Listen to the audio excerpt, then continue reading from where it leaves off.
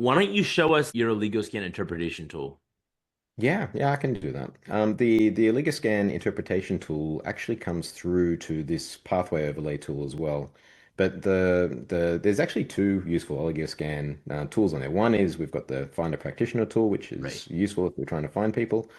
And then we have the PDF processor tool. So this actually takes outputs from the Oligoscan and also SOCheck.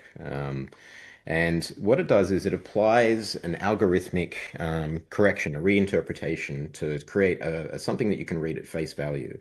Now, what I found in my research over a number of years, what I was doing was actually comparing the Oligoscan data with white blood cell data for minerals and metals. And I noticed that there was a pattern. The things that we'd been seeing that, if you're reading the Oligoscan practitioner's handbook, I think the things like the elevation of zinc had been noted, and it was basically suggested there was like a copper blockade or something else, but Yeah. essentially seeing the zinc building up in the tissue. I think that interpretation might not have been wholly accurate, but what Yeah. I'd seen was is that that same elevation of the zinc, I was seeing the same thing happening with quite a range of the other minerals. Hadn't seen it on the metals, hadn't seen it with anything with the vitamins. It was literally just the minerals that this applied to. And the pattern was time and time again, when we saw things that were elevated in the oligoscan above a certain threshold, it was actually coming up as low in the white blood cells. Hmm. So I think algorithmically, I suspect, and you would know better, I suspect what happened was that the training data that was used to create the algorithm may have included red blood cells. And red blood cells have slightly different metabolism to, say, white blood cells, in that Right. they can act as a bit of a sponge in an inflammatory state. So when certain cytokines are elevated and transporters are being shut down, and then the serum levels, the contents can be quite different, the red blood cells can pick up and carry a lot of these minerals during that burst of activity or that serum flux increase. So it's possible that what the training data actually included was an inflammatory state where the red blood cells had high levels at the same time as, say, the liver or the brain or other functional cells with mitochondria were actually lacking. Right. So I think that's basically the flip. But what I Yeah. saw in all of that data was essentially we were able to kind of see where that kind of there is a point where something that's actually elevated in the oligoscan, it seems to be roughly somewhere between 11 and 14% on Uh-huh. the elevation, somewhere around about where on the reports it's where the normal plus line is. It's Right. just around there. It flips. Right. So if what I've seen is if we saw somebody, for example, where we had snapshots of oligoscan over a few months and weeks. And so quite granular data. And we'd be watching something getting lower and lower and lower because they weren't supplementing that particular mineral. And then it would get so low and then suddenly it would flip and end up high. And then Yeah. we'd start supplementing, with that particular mineral and it'd go from high, flip to low again, and then come up again towards the center. So having seen Interesting. that happen quite a number of times, I was quite comfortable that what we were seeing there was an algorithmic error, and not a Yeah. not a something that's actually some sort of constraint and storage in skin and other possible ways to explain it. So I Right. think it's just basically the algorithm. Other things that I saw, I couldn't correlate the calcium data to anything. I couldn't correlate the iron data to anything. And so ultimately, I think I'm not quite sure, how that works, but I've removed those two markers because I can't correlate them to anything that's useful. So Yep. the way that I look at that is I think it's just challenging to use skin as a data source for that because ultimately I think like 75% of the iron is circulating and Right. roughly 99% of the calcium's in the skeletal tissue. I Right. just don't know that we can use skin as a valid source for it. So I've just basically removed that from the output. So It could be using other metals and or minerals as in somehow calculating those levels. yeah, well, that's exactly. I mean, you can use proxies. I mean, Yeah. manganese, for example, is a reasonable proxy for what's happening with the iron, but it also kind of depends on, as if has the person had like an IV iron infusion, like how they supplement things like that. So it's a little Yeah. bit challenging to basically infer that. So I prefer to use, strangely enough, blood data to have a look at iron, and calcium's a struggle, but white blood cells seem to be a good data source for looking at that when needed. And you can also use things like parathyroid hormone and a few other things to try and get a feel for it. But the key thing to understand, and I mean, I've been preaching to the choir, everyone that's used Oligoscan is using it for a good reason. The serum levels of minerals don't really help. It's like trying to understand what's going on, how much water's in a bath by by the water that's in the pipes. It just Right. logically doesn't make sense when you've got like transporters and a logical Right. gate in the way. And the serum levels of the electrolytes, I mean, by the time you start seeing the dysregulation or the low levels or whatever in the serum, because they're tightly regulated, that person probably should be in the ER already. Right. So yeah, it can be quite misleading. You can see elevations, for example, of magnesium in serum at the same time as things are low actually inside the cells. So it's looking at the same problem from two different, two opposite sides of a doorway. Yeah, So exactly. it's important to understand that.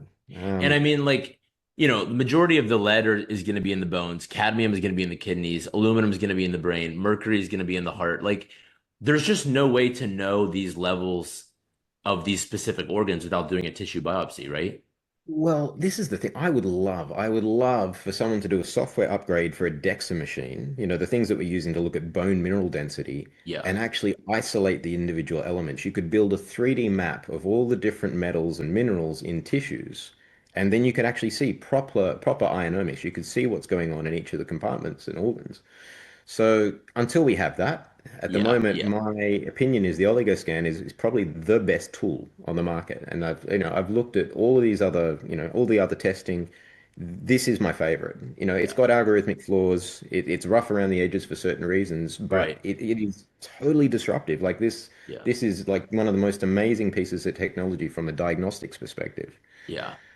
Especially But it when you needs, use it with blood and urine, yeah, because then you can really look at three different yeah. vectors of the body and try to connect the dots, which is obviously what we're all trying to do.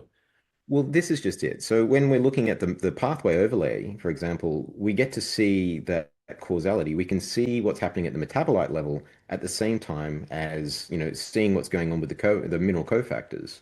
So being able to actually establish that causality is just something that you can't really do without quality data. And it Yeah. becomes really apparent when we're seeing this, what's actually going on. Yeah. So anyone that's had questions around the validity of the Oligoscan, the output, fair enough. Look, there are steps that probably still need to be taken as far as validation and things to actually, Yeah. take that into well, I suppose the mainstream. Um, Right. No but you doubt. can see literally by looking at the metabolites, and like I've looked at hundreds and hundreds and hundreds of these in combination, you can definitely establish, you can say, okay, well, if I've got, one metabolite that's high and the one after that is low, and the one in between it has actually got a deficiency showing. This is probably not a good example in this diagram. Um, you can see time and time again that there is a validity to the output, providing, of course, you're using the reinterpretation of the things that are listed as high as actually low. So with that algorithmic correction, it matches really, really neatly. So this report reinterpreter, it does a number of different things. We've also got some extra features. It actually generates a really neat comparison report for up to 5 different reports, and it much like the heat style overlay that we saw in the pathway viewer, it also does the same thing with up to 5 reports. So if you're trying to track over a period of time what things are looking like, you're not limited to just the two most recent snapshots. Yeah. Um, what I will do is I'll pick yeah, any one of these, I guess. Yeah. Perfect. I'll remove names and date of birth. And then, yeah, you can download it as a CSV file if you're trying to do statistics. It's helpful for research. Or you Okay. can pull down a PDF, which I'm just going to do here. And you can see this has actually had Yeah. Perfect. few hints. And you can also see that with the tool, we have the ability to customize the look and the feel. So the branding, if you wanted to put the clinic, branding logo and things, it allows that to happen. Uh-huh. And you can also customize the messages and things as well. So there are ways that you can, sort of set it up around the clinic. You can change the footer, images and stuff like it's very customizable. But ultimately, you can see there's quite a difference. So one of the things we've done is much like the SO check type reports, we've actually removed the absolute values and then converted them into a percentage. Mm-hmm. So it's more from a functional perspective. I mean, we don't really care what the actual Right. numbers are. What Right. we want to see is, yeah, and we need this also as a way to see the heat style map overlay. So that's basically one of the main reasons that it's more important to see it as a percentage deviation rather than an absolute number. The same thing that we do with the organic acid test data and things like that. So this profile to this person, we can see, yeah, I don't actually see. Here we go. Zinc, for example, that's inverted high Inverted. as low. There's a couple of others that are inverted high as low. And the report would then look quite different to the standard report. Right. Um, Ultimately, it's yeah, I think a little bit easier now to sort of see it in this manner. But Totally. I like it. I mean, it really just highlights the deficiency. I guess my one question would be like, have you ever seen copper toxicity, like a person with copper toxicity? Or is that a very, byproduct of very, something else? very rarely. So Yeah. it's look in extremely rare cases, and I mean extremely rare cases, Yeah. you would see, things like the iris rings and things like that. But we're talking like, yeah, highly unusual. What I would point to as a counter idea to the idea of copper toxicity in general, I will come back to compartment-specific copper toxicity as a Okay. possible thing, and that's to do with the cascade, but I would say incredibly rare. Is essentially the what is it? It's the copper revolution. I think the guy's name is Jason Hommel, and Yeah. he has Yeah. people taking up to, I think it's like 120 milligrams a day of copper. Yeah. I've had some people who are doing that protocol pop through and give us some data, and that's like hair and urine and of course the Oligoscan data. And I haven't seen any evidence. You see the increased excretion, like significant amounts of copper in the hair, and there's quite a lot in the urine every day. But there's no real buildup. If you have a look in any of the other normal like ceruloplasmin, serum data, Oligoscan data, we're not really seeing in between doses. We're not seeing any toxicity. So the body seems to do a particularly good job at actually getting rid of larger amounts of minerals that it needs, unlike the toxic metals, because that requires specific metabolism to actually chelate it and push it out of the cells. And that's why Right. that's different. Right. But yeah, for normal copper, zinc, ions, things like that, it does an amazing job of actually getting rid of it. In fact, normally when we see elevations of things like iodine and selenium and other things in the serum, it's actually more relating to transport or metabolic dysfunction further down the line. Like you might see elevated selenop in the serum, like if you're testing, Yeah. but that's more indicating that you've got problems with the glutathione peroxidase, or you've got toxic metals, or you've got problems with the methionine type metabolism. So there can be legitimate reasons, but the elevation in the serum doesn't mean they've got toxicity. It just means that they've actually got bottlenecks in processing it. Right. Elevated iodine in the serum, for example, might be, low vitamin A or NAD redox issues, meaning that we don't have active vitamin A to then allow the iodide transporters, NIS, to actually pick up the iodide and pull it into the thyroid and other tissues. So that's kind of, you start looking at these as bottlenecks rather than toxicity. Yeah. But the toxic metals are a different proposition because ultimately they do end up depositing in the cells, and that's So largely been speculation or So would you insufficient. say would you say low copper or let's say low copper or inverted copper in your situation? Like would Mm. you correlate low zinc or low copper with liver stagnation at all? Oh, definitely. Yeah. Definitely. So there's a range of different things. The zinc is so incredibly important. Yeah. The zinc, as far as functionality goes, it's in key places for methylation, transsulfuration. It's in the glycolysis pathway at phosphofructokinase. You've got NMDA receptors. It's ubiquitous. So there's like 300 plus reactions that are sensitive to zinc. Right. Um, in the disease modeling, it is the differentiator, very, very low zinc is the differentiator between somebody that might be neurodivergent and have certain amounts of mitochondrial dysfunction versus somebody that's got long COVID or, the full collapse, the metabolic collapse. Once the zinc gets really low, all of the rest of the metabolism is highly impaired. That's basically when you fall off the cliff metabolically. Right. And then part of that inflammatory cascade that's driving the metal uptake into the brain, the liver, the kidneys, and the spleen is the other side of this. So it becomes essentially a persistent spiral. It becomes something that becomes very difficult to get out of unless you intervene very neatly in a few places at the same time. Got it. Yeah. And just for the record, I would say anytime I see the zinc high, I immediately know that that is a deficiency. So I guess the Yeah, only one where we're not, I guess, in a complete agreement is the high copper.